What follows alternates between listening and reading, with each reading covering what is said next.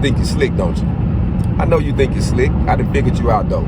You don't believe in you, but you want someone else to believe in you.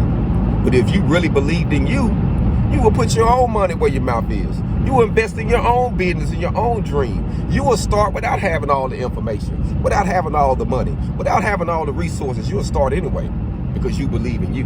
And you know what, fam? You can always tell those who believe in them because they're going to put their own money in it. They're going to make their own personal sacrifices when they believe in them. And that's how you're going to live to be remembered, family.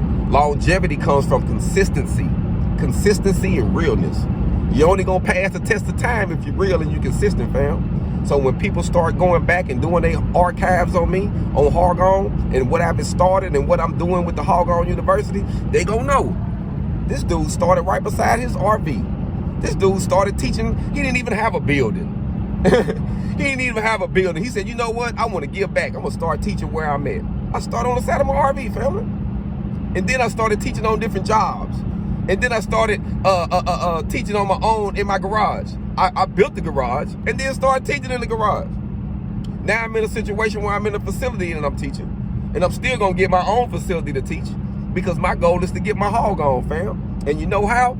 I show it with actions. I wear it. I speak it. I live it. I make the sacrifices. And that's how I know I'm going to live to be remembered, fam. So you think you're slick. You just want someone else to believe in you. You want someone else to put you on and invest in you, but you ain't willing to invest in you. I'm going to get my hog on, though.